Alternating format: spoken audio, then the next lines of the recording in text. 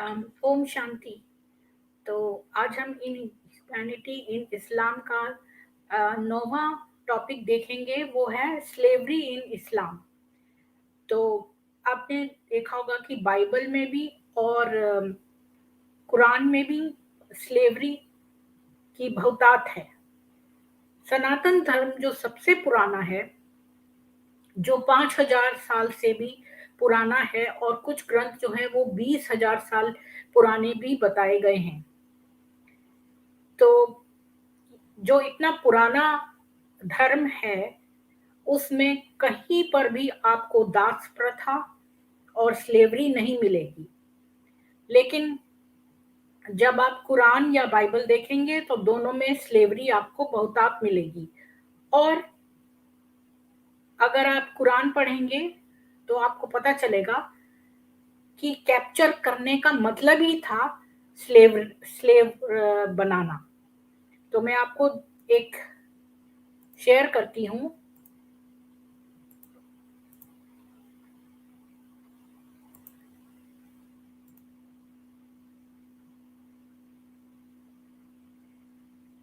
तो Reliance of the traveller ये एक बहुत ही ऑथेंटिक डॉक्यूमेंट है, जिसको उम्दात अल सलीक कहते हैं। तो ये कहता है, अकॉर्डिंग टू शरिया, व्हेन अ काफिर चाइल्ड और woman is taken captive by Muslims, they become slaves by the mere fact of their capture. A captured woman's previous marriage is immediately annulled. तो इसके अनुसार, शरिया के अनुसार, अगर कोई काफिर यानी कि कोई नॉन मुस्लिम बच्चा या औरत या यानी महिला को अगर मुसलमान बंदी बनाते हैं, तो वो अपने आप से स्लेव हो जाती है, गुलाम हो जाती है, by the मियर fact of their capture. यानी कि अगर पकड़ लिया तो गुलाम है ही। शरिया के अनुसार अगर किसी को भी पकड़ लिया तो वो अपने आप से गुलाम हो गया, अगर वो नॉन मुस्लिम है तो, बच्चा या महिला। और अगर वो पकड़ी गई महिला जो है वो शादीशुदा है, तो उसकी शादी अपने आप से कैंसिल मानी जाएगी।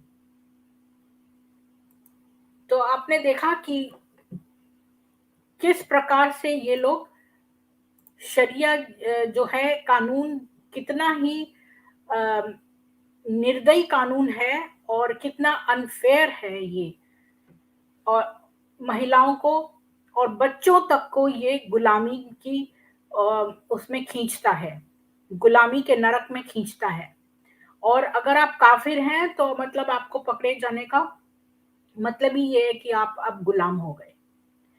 अब अगली इनकी आयत देखते हैं, जिससे हम शो करेंगे कि कितने जो थे ये लॉफुल था। तो कुरान की 33 चैप्टर की 50वीं आयत है, O prophet, lo, we have made lawful unto thee thy wives, unto whom thou hast paid their dowries, and those whom thy right hand possesseth, of those whom Allah hath given thee as spoils of war, and the daughters of thine uncle on the father's side, and the daughters of thine aunts on the father's side, and the daughters of thine uncles on the mother's side, and the daughters of thine aunts on the mother's side, who have emigrated with thee. And a believing woman, if she gives herself unto the prophet, and the prophet desire to ask her in marriage, a privilege for thee only, not for the rest of believers, we are aware of that which we enjoined upon them are concerning their wives and those whom their right hands possess, that thou mayest be free from blame, for Allah is ever forgiving, merciful. तो ये 33 की 50वीं आयत ये कह रही है कि ये बता रहे हैं मोहम्मद कि अल्लाह ने कह दिया है कि अरे नबी, हमने तेरी को लॉफुल कर दी है तेरी बीवियां, मतलब तुमको, तुम्हारी, ये सारे मुसलमानों के लिए हैं कि तुमको तुम्हारी बीवियां जिनकी तुमने दहेज दिए हैं और जिनको तुम्हारा राइट हैंड पोजेस करता है, यानी कि जो तुम्हारे गुलाम हैं उनको, क्योंकि अल्लाह ने तुम्हें दिया है एज स्पॉइल्स ऑफ वॉर, मतलब जो युद्ध करने के बाद, जो लड़ाई करने के बाद जो गुलाम बनाई हुई हैं, और वो भी दी हैं जो तुम्हारे पिता की तरफ से, जो तुम्हारे अंकल की बेटियां हैं, और जो तुम्हारे पिता की तरफ से जो आंट की बेटियां हैं, मतलब चाचा ताऊ की बेटियां और बुआ की बेटियां, और डॉटर्स ऑफ डाइन अंकल, तुम्हारी मदर की साइड पर जो जितनी भी बेटियां हैं जो तुम्हारी मौसियों की हैं और जो तुम्हारी अ, मामाओं की हैं, वो सब तुम्हें उपलब्ध करा दी हैं। यानी कि बीवियां और जितने भी चाचा ताऊ बुआ मामा और मौसियों की बेटियां हैं, वो सब तुम्हारे लिए हमने लॉफुल कर दी हैं। और अगर कोई औरत अपने आप को देना चाहे नबी को, तो वो भी नबी के लिए है, और जो नबी जिसको भी चाहे शादी करना वो उसके लिए ही है, लेकिन वो औरों के लिए नहीं है। और बाकी सबको हमने वो सब दिया है बीवियां और सारे गुलाम, तो उन पर कोई दोष नहीं आएगा।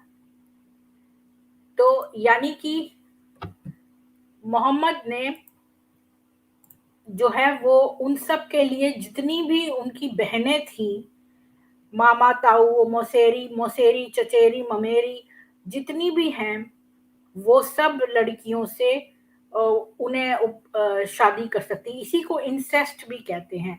और इस तरह के हमने बायोलॉजी में देखा है कि इस तरह से इंसेस्ट के द्वारा करे गए बच्चे जो हैं वो जेनेटिकली वो होते हैं, रिटार्डेड होते हैं, और उनका ब्रेन फंक्शन ठीक से नहीं डेवलप होता, और बहुत सारी जो बीमारियां हैं वो भी पास हो जाती हैं। इसलिए जो है सनातनी कभी अपनी बहनों से, चचेरी ममेरी और कोई भी फर्स्ट कजन्स से शादी कभी नहीं करते, बल्कि वो तो उनकी अल देख के, और उस जो कास्ट में जो अल है वो सेम नहीं होनी चाहिए। और अगर आप गांव में जाएं तो गांव में हर एक जो है वो कहते हैं कि जो लड़का है और लड़कियां हैं वो बहनें हैं, तो एक अन्य गांव के उससे शादी करते हैं, हर एक दूर के लोगों से शादियां पसंद करते हैं। और जबकि आपने देखा कि कुरान में इस तरह से जो है वो शादियां कर रहे हैं अपनी ही बहनों से, उनके लिए लॉफुल कर दी हैं। खैर ये तो वुमेन के अब्यूज में आना चाहिए। अभी मैं जो है वो खाली गुलामों का बता रही हूँ, उनका कोई भी उनके लिए कुछ भी उपलब्धि नहीं थी। वो अगर वो पकड़ी जाए तो बस इनकी गुलाम है। और अगर उनकी शादी भी हुई हो तो भी उनके लिए कोई छूट नहीं है। उनकी शादी पुरानी कैंसिल हो गई और इनसे ये कैसा भी व्यवहार कर सकते हैं, ये इनको लॉफुल है। ये सारी गुलाम जो हैं ये इनके कब्जे में हैं और ये इनके लिए लॉफुल हैं। तो अब अगली आयत पर चलते हैं कि अगली आयत मैं आपसे शेयर करती हूँ।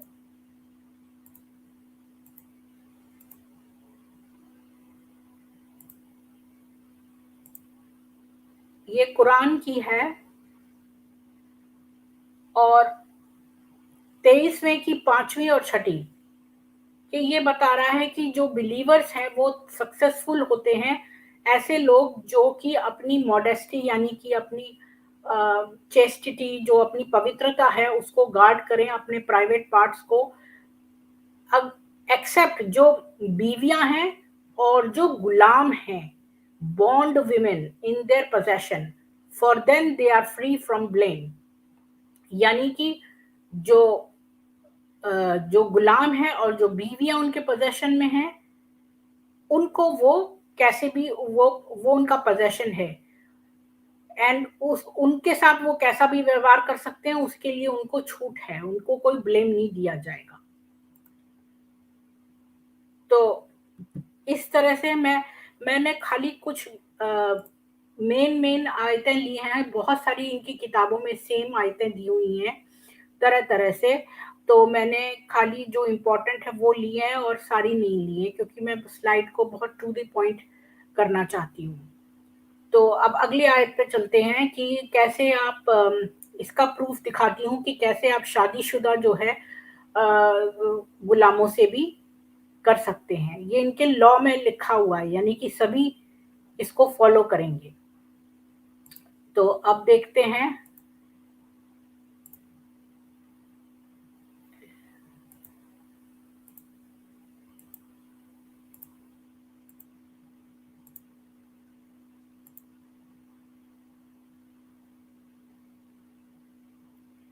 तो ये है चौथी की 24वीं आयत, ये कुरान की। And all married women are forbidden unto you, यानी कि जितनी भी शादीशुदा औरतें हैं वो आपके लिए हराम है, मतलब आप छू नहीं सकते उनको। Save those captives whom your right hand possess, उन गुलामों को छोड़ के जो कि आपका राइट हैंड पोजेस करता है, यानी कि सारे गुलामों को छोड़ के बाकी की शादीशुदा औरतें आपके लिए हराम है, लेकिन गुलाम चाहे शादीशुदा हो तो वो ठीक है। It is a decree of Allah for you, ये अल्लाह की तरफ से भेजी हुई तुम्हारे लिए सौगात है। सौगात क्या मतलब? डिक्री है मतलब लॉ है। Lawful unto you are all beyond those mentioned, so that ye seek them with your wealth in honest wedlock, not debauchery. And those whom ye seek content by marrying them, give unto them their portions as a duty, and there is no sin for you in what ye do by mutual agreement after the duty hath been done. Lo, Allah is ever knower wise. तो ये कह रहा है कि ये एक अल्लाह की, मतलब सारी जो औरतें हैं शादीशुदा वो आपके लिए उन्हें छोड़ दो, लेकिन शादीशुदा गुलाम हैं वो तो आपकी हैं ही। और ये तुमको जो है वो लॉफुल कर दी गई हैं, ताकि तुम अपनी जो दौलत है उसे एक एक शादी में खर्चो, ना कि व्यभिचार में।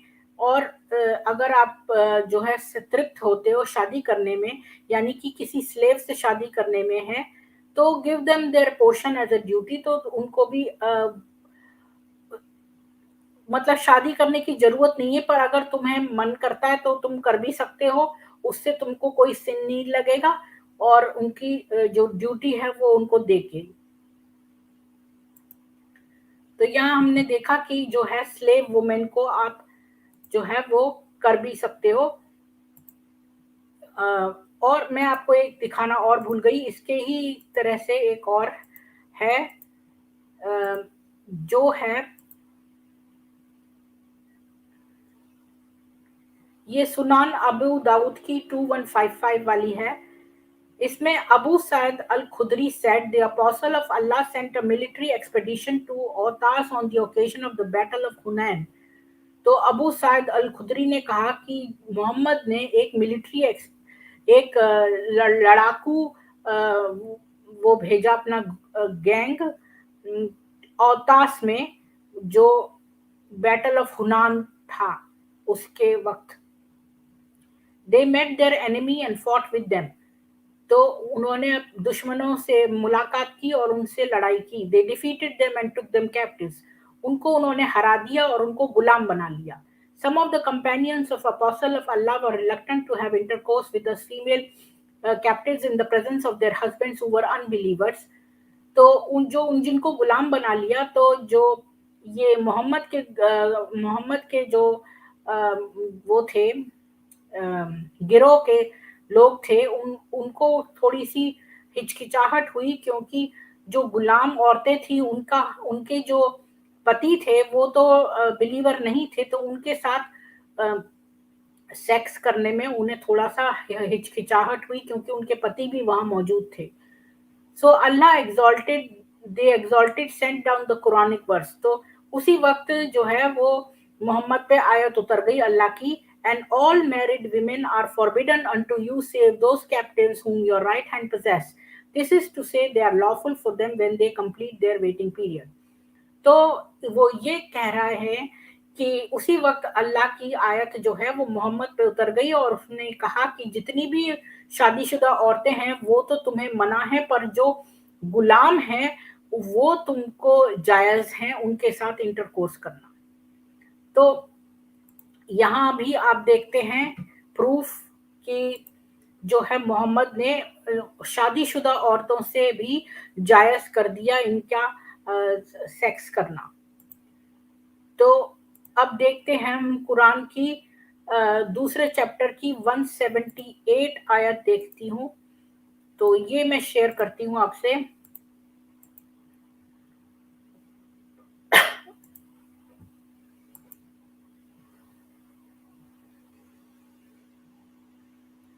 O ye who believe, retaliation is prescribed for you in the matter of the murdered.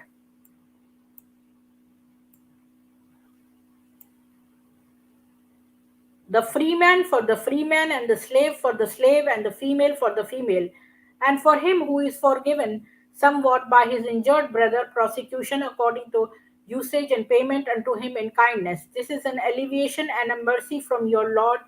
He who transgresseth after this will have a painful doom. तो उसने कहा कि बिलीव, तुम जो बिलीव करते हो सुनो कि बदला लेना तुम्हारे लिए, बदला लेना बताया गया है तुम्हारे लिए। जो जिसका खून हो गया है उसके लिए बदला लेना बताया गया है। तो फ्री मैन के बदले फ्री मैन, गुलाम के बदले गुलाम, औरत के बदले औरत, और जो तुम में से अपने भाई को चोट पहुंचा दे और फिर उसे फॉरगिव कर दे, तो उसके लिए पेमेंट लो काइंडनेस में। और ये तुम्हारे अल्लाह की तरफ से एक दया है। और जो इससे अलग होगा, मतलब इसको फॉलो नहीं करेगा, तो उसको मतलब पनिशमेंट मिलेगी। तो इसमें आपने देखा कि जो है वो मोहम्मद ने ये कहा है कि कैसे आई, जैसे आई फॉर एन आई है, तो इस तरह मर्डर्ड के बदले मर्डर्ड। पर हमने पिछले उसमें देखा था टॉर्चर में कि मोहम्मद खुद जो है उसके साथ जो चोरी करता था, तो उसके साथ वो चोरी नहीं करता था बल्कि उसको मरवा देता था बहुत निर्दयता से। तो ये सब कहने की बात थी कि गुलाम के बदले गुलाम, औरत के बदले औरत। और आगे इसमें बहुत कॉम्प्लिकेशंस आते हैं, क्योंकि जब ये औरतों के जब ये खुद हार जाते हैं तब फौरन ये उस वर्ष को एब्रोगेट कर देते हैं। क्योंकि आगे एक और भी जिक्र आता है, जब बहुत सारी जो है इन्होंने जब ये हार गए तो जिनकी महिलाओं को इन्होंने तंग किया था, तो एक इनका गिरोह का एक आदमी मोहम्मद के पास आया और उसने कहा कि अब हम क्या करें, हमारी बीवियां तो जो थी घर में ही बैठी हुई थी, तो क्या हम एक औरत के बदले औरत दे दें। तो इस तरह के बहुत सारे कॉम्प्लिकेशंस आएंगे, और जहां भी मोहम्मद को अपना फायदा जो है नुकसान नजर आता था, तो वहां वो वर्स चेंज कर देता था। तो अब हम देखते हैं कि कैसे न केवल ये किसी भी को पकड़ लेते थे, काफिर के बच्चे और औरतों को, और उनका पकड़ा जाना का मतलब ही था कि वो गुलाम थे, और ये भी नहीं देखते थे कि वो शादीशुदा हैं, उनके पतियों के सामने उनके साथ सेक्स करते थे। और अब अगली आयत में हम देखेंगे कि कैसे ये उनको बेचते थे। तो नेक्स्ट में मैं शेयर करती हूँ बेचने वाली आयत।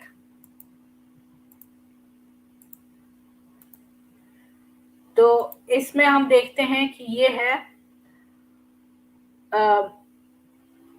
ये है सुनान इब्न माजा की 2517। तो जबीर बिन अब्दुल्ला वाज हर्ट टू से, तो जबीर बिन अब्दुल्ला को सुना गया ऐसा कहते हुए, we used to sell our slave women and the mother of our children, Umahat Awal Dina, when the Prophet was still living among us, and we did not see anything wrong with that. तो अब जब ये जो पकड़ी गई औरतें थीं जो इनके साथ वो सेक्स करते थे, तो उनके साथ बच्चे भी करते थे, तो ये उन औरतों को आगे बेच देते थे। We use to sell our slave women, मतलब हम अपने जो गुलाम औरतें थी उनको बेच देते थे, और वो मदर भी होती थी हमारे बच्चों की, लेकिन फिर भी ये जो है उनको बेच देते थे। और जो उस समय मोहम्मद भी इनके साथ रहता था, और उसने कुछ भी इसको बुरा नहीं समझा। और ये वो बता रहा है जबीर बिन अब्दुल्ला कि जो है वो गुलाम जो थे, और जो इनके बच्चों की माताएं भी होती थी, उनको भी ये बेच देते थे। तो आप सोच सकते हैं कि इनके अंदर इंसानियत नाम की कोई चीज ही नहीं थी। यद्यपि वो उनके साथ उनके बच्चे हुए होते थे। भाई, हम एक कुत्ता भी अपने घर में रख लेते हैं तो हमें उसके साथ इमोशंस हो जाते हैं, हमें उससे प्यार हो जाता है। एक कुत्ता भटक के हमारे यहाँ आ गया था, तो 2-3 दिन में ही हमें उससे प्यार हो गया। जब तक उसका मालिक हमें मिला तब तक हमें उससे प्यार हो गया, फिर हमें दुख हुआ, हमें याद आई उसकी। लेकिन ये लोग कितने शैतानियत के दरिंदे हैं कि ये लोग उन औरतों को पकड़ के उनके साथ सेक्स करते थे उनके पतियों के सामने, और फिर उनके साथ बच्चे भी पैदा करते थे।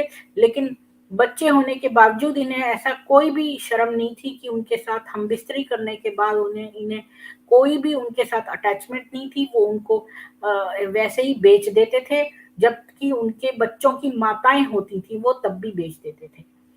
यानी कि कितनी ज्यादा क्रूअल्टी आपने देख ली इनकी। तो अब इससे आगे मैं क्या कहूं कि आप खुद सोच सकते हैं कि दरिंदगी की सारी इन्होंने हदें पार कर दी थी। तो मैं इसी बात पर खत्म करती हूँ। और ऐसे तो बहुत सारे हैं। थैंक यू, कुलदीप कह रहे हैं कि ma'am you are very bold lady. Thank you so much. मैं मरना तो सभी को है एक दिन, और जो है मैं सच्चाई को फॉलो करती हूँ, और इसलिए मैंने बहुत सारे रिलीजन्स के थ्रू मैं होती हुई आई हूँ, और मेरी ये जर्नी है। मैं क्रिश्चियन भी हुई थी, मैंने राधा स्वामी फेथ भी अपनाया था, मैं मोहम्मदन उसको भी बहुत मानती थी बचपन में, और मैंने बहुत सारी चीजें करी। लेकिन कुछ पल जब ऐसे आए जब मैंने जिहादियों को सुना कि बहुत लोगों की जान लेने के बाद वो सोच रहे हैं कि वो पैराडाइज में जाएंगे, तो फिर मुझे लगा कि ये सच नहीं हो सकता। तो मैंने खुद देखा कुरान में ऐसा लिखा हुआ, तो मुझे बहुत ही धक्का लगा, क्योंकि मेरे जो दोस्त थे वो सारी मुसलमान ही थी। तो ये लोगों ने ऐसी किताब अपने साथ रखी ही क्यों जिसमें काफिरों के लिए ऐसा कहा गया है। तो कुलदीप सिंह मैम ऐसा क्यों कर रही हैं आप? मतलब मैं क्या कर रही हूँ? मैंने क्या गलत किया है? क्या आप मेरे से बातचीत करने आएंगे तो मैं आपको लिंक भेजूं, या आप टेक्स्ट करना पसंद करेंगे, या आप आना चाहते हैं लाइव मेरे से बात करने के लिए? क्या मैं आपको इनविटेशन भेजूं इसमें से?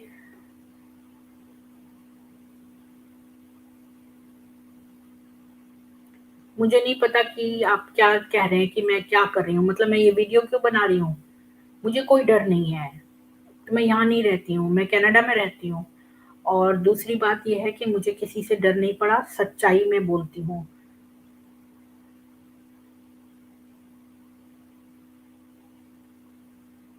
मेरे साथ मतलब किस तरह से? मुझे समझ में नहीं आ रहा।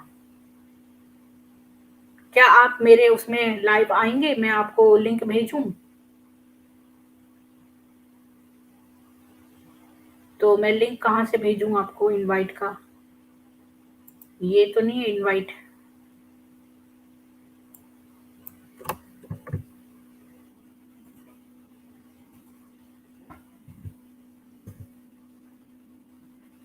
मैंने आपको लिंक भेज दिया है, अगर आप बात करना चाहते हैं तो। हाँ, मैंने पहले तो कुछ वीडियोस इस पे बनाए हैं कि जो हमेशा मोमिन लोग कहते हैं सनातनियों के लिए कि वो क्यों डर थे, हनुमान जी और सीता की उम्र भी छोटी थी, तो मैंने इन सब पे बनाए छोटे छोटे वीडियोस। और भी मैंने एक साइट देखी थी वेद का भेद, और उसमें बहुत ही गंदी गंदी बातें लिखी थी सनातनियों के लिए, और गलत गलत जो है वो बातें लिखी थी। तो मैंने खुद से खोल के देखा, क्योंकि अगर ऐसा बुराई होती सनातन में तो मैं उस सनातन को एक्सेप्ट ही नहीं करती। तो मैं हर एक चीज रिसर्च करती हूँ खुद से, किसी और के कहने पर चाहे वो कितना भी विश्वसनीय क्यों ना हो, मैं नहीं फॉलो करती। तो मैं खुद से रिसर्च करती हूँ। तो कुलदीप सिंह जी, आप जो है इस मैंने आपको लिंक भेज दिया, अगर आप लाइव आना चाहें मेरे साथ तो चैट कर सकते हैं। और आपको शक्ल दिखाने की ज़रूरत नहीं है, उसमें आप की मर्ज़ी है, आप दिखाना नहीं चाहते तो आप उसको अपनी फ़ोटो न ना ना लगा के वैसे भी आ सकते हैं, अगर आपको डर लगता है। पर सच्चाई कहने के लिए किसी को डरना नहीं चाहिए। और मेरा एक तो मकसद ये है कि मैंने ये प्लेलिस्ट बनाई है इन ह्यूमैनिटी इन इस्लाम और इसका ये 9वां पॉइंट था आज। और फिर आज दोपहर को मैं इसका 10वां नहीं, आज दोपहर को मैं सनातन पे करूँगी कि ब्रह्मा और सरस्वती का क्या रिलेशनशिप है, क्योंकि ये भी बहुत लोग मुझसे कई बार टॉन्ट मारते हैं। ठीक है, आज नहीं करना चाहते तो कोई बात नहीं, आप मैं दोपहर को 12 बजे एक और करूँगी, वो मैं करूँगी ब्रह्मा और सरस्वती के ऊपर। क्योंकि वो मैंने खुद से रिसर्च किया और मैं खुद किसी की बात में नहीं आती हूँ। ठीक है, मैं समझ सकती हूँ और कि आप बिज़ी हैं। ख़ैर मुझे बहुत अच्छा लगा कि आप आए और मुझे कोई फ़ाइनेंशियल सपोर्ट नहीं चाहिए, पर मुझे श्रमदान चाहिए आपसे। जो भी मेरे इस पे आते हैं, उनसे श्रमदान चाहिए। मतलब कि आपको 2 लोगों को एट लीस्ट ये इन्फॉर्मेशन आगे पास करनी है। तो उनको चाहे मेरी प्लेलिस्ट भेज दीजिए, मेरे वीडियोज़ की मतलब लिंक्स भेज दीजिए उनको। और अगर आपने मुझे लाइक, शेयर और सब्सक्राइब नहीं किया है तो प्लीज़ करिए। और बस यही मैं कहना चाहती हूँ। आगे आपके कोई क्वेश्चन्स हैं तो वो मैं ले सकती हूँ।